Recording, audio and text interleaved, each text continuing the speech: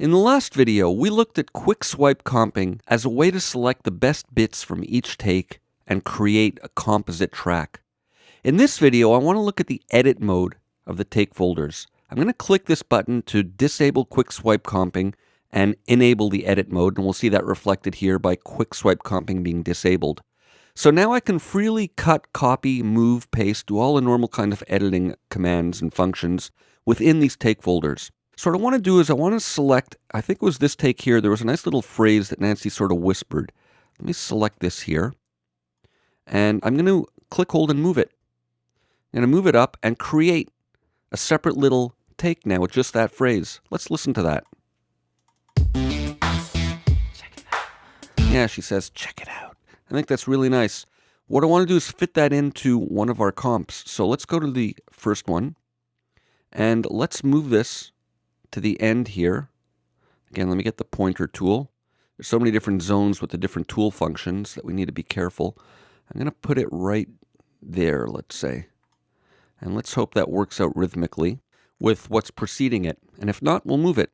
So I'm going to switch back to quick swipe comping mode by clicking there. And now I want to select this. Got to be careful and select just the portions that we want. And where's that tool?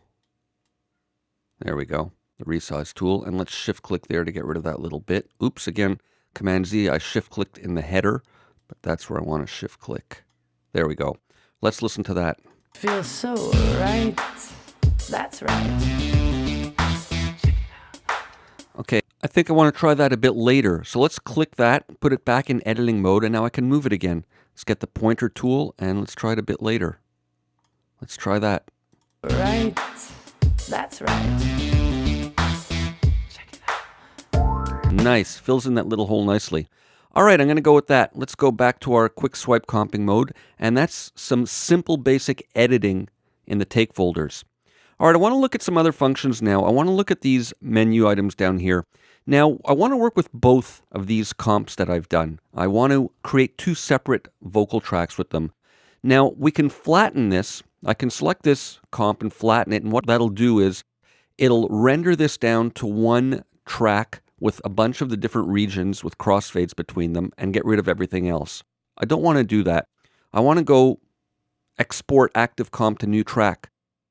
Now I can also go flatten and merge. I just want to explain to you what these do. So flatten will render this to a single track with all the regions intact and crossfades between them. Merging it will do that, but also render it into an entire new audio file. But both of those things are what I consider to be destructive because you lose all the other access to the takes and the comps that you've got created. You have them in the region bin. Of course, if I hit B, you'll see all the region definitions here, and you can reconstruct them that way, but it's very tedious. So I'm not going to use flatten or flatten and merge in this case.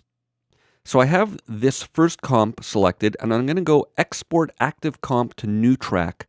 So what this will do is, as the name implies, it'll create a new track and export this comp to it, but leave it in this one as well. If I go move active comp, it'll do the same thing, but remove it from this take folder. But I want to leave it intact, just in case I want to revisit any of this. So export active comp to new track. Done. If I scroll down here now, we're going to see a new track, Audio 3, and here's that comp with the regions from the different takes all in place, and automatic crossfades have been placed between the regions and at the end of the regions. So let's go back now, and I want to switch to our bridge rhythmic comp, and I want to export that one as well.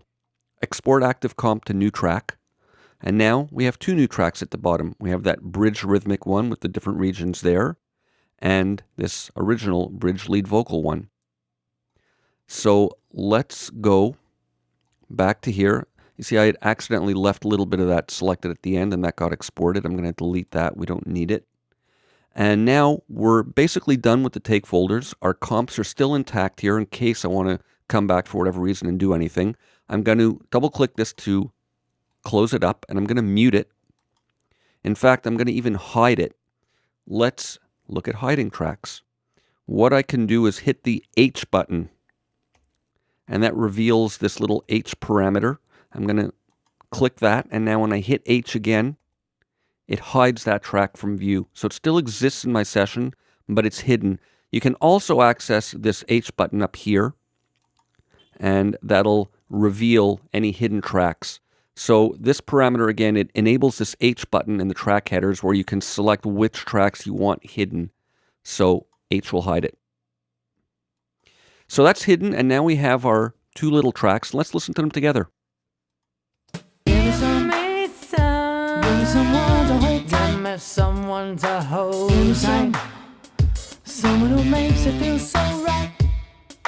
Give me someone to hold tight. Who makes it feel so right. That's right. Someone who makes it feel so right. Check it out. So there we go. Backup vocals and lead vocals, all from that one take folder. So that's it for this video. I wanted to show you how to work in edit mode within the take folders, and then how to export them to new tracks like this. So that's it for now. Stay tuned. We're going to continue working with this and more in the next video.